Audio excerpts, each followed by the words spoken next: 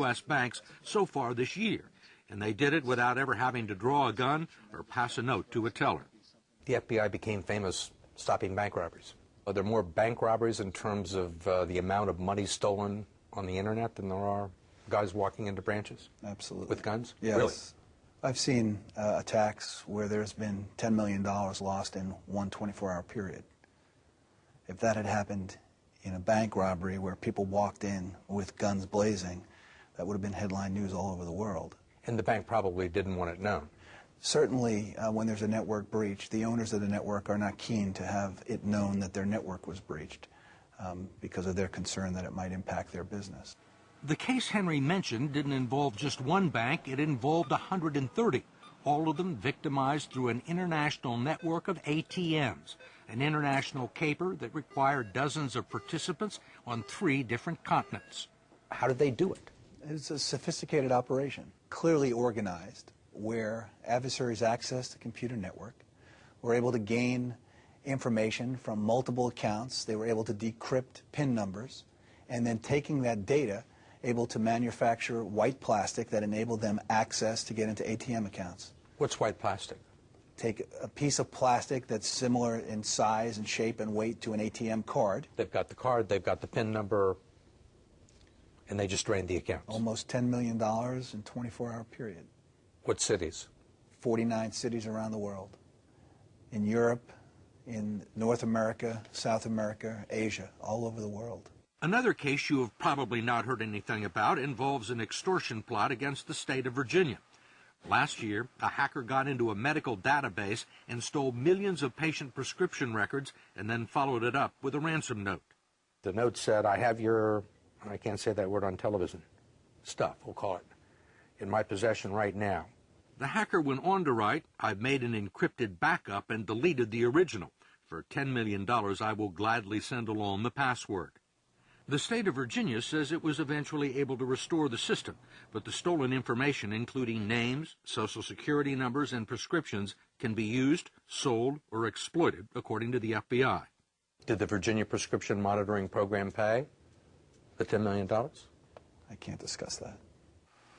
As serious as the electronic theft and extortion of hundreds of millions of dollars might seem, they pale in comparison to some of the other possible scenarios that are no longer outside the realm of possibility. They include an assault on the fiber optic networks that run the world's financial systems. Admiral McConnell, the former director of national intelligence, worries about the integrity of America's money supply. I know that people in the audience watching this are going to say, I mean, could somebody steal money out of my bank account? Or could somebody attack a bank that would wipe out my life savings? And the answer is yes, that's possible, but that's not the major problem. The more insidious issue is what happens when the attacker is not attempting to steal money, but to destroy the process that accounts for money. That's the real issue we have to worry about. To destroy the records. It's all record keeping. It's accountability of the wealth and the movement of that money through the system that has to be reconciled at the speed of light. So if you impact or contaminate the data or destroy the data where you couldn't have reconciliation, you could have cascading impact in the banking system. Can you describe the consequences? If everybody goes down to take the money out, it's not there. So that's the issue. Since banking is based on confidence, what happens when you destroy confidence? One top U.S. intelligence official is on record saying that the Chinese have already aggressively infiltrated the computer networks of some U.S. banks and are operating inside U.S. electrical grids, mapping out our networks and presumably leaving behind malicious software that could be used to sabotage the system. Can a penetrator or a perpetrator leave behind Yes.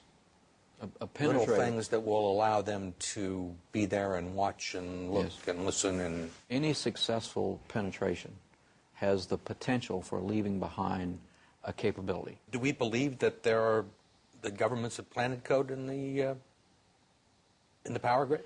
Steve, I would be shocked if we were in a situation where tools and capability techniques have not been left in U.S. computer and information systems.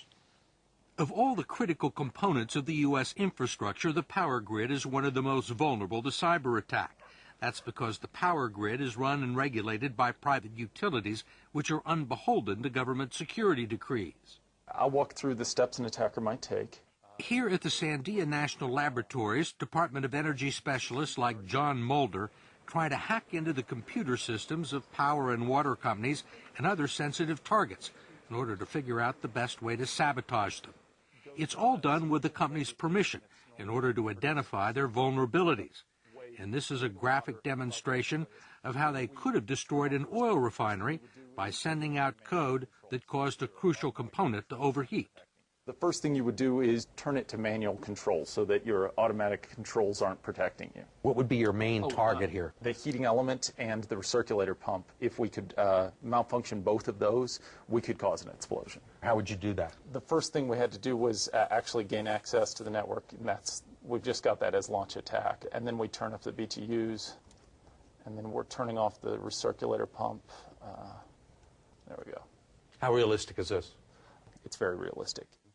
But the companies are under no obligation to fix the vulnerabilities, which was graphically demonstrated in a much more realistic fashion at the Idaho National Labs 2 years ago in a project called Aurora.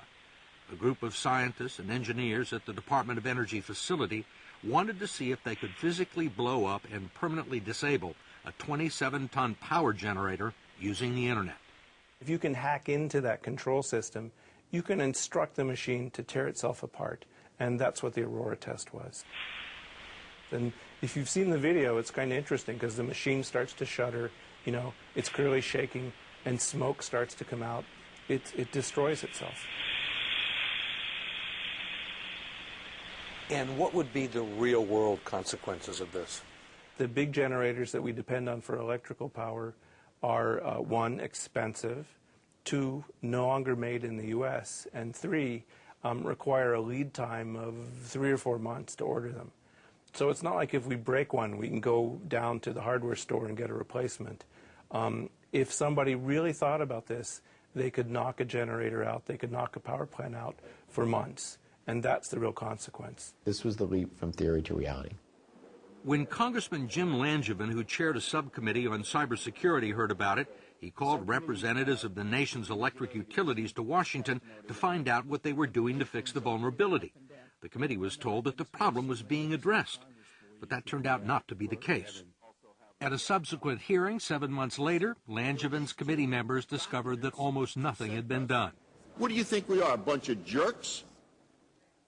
They lied to Congress, and I was outraged. And they admitted lying to Congress. That's right. They admitted that they misled Congress, that they did not give accurate testimony, and they subsequently had to retract their testimony. Have they made any progress since you caught them out in this lie?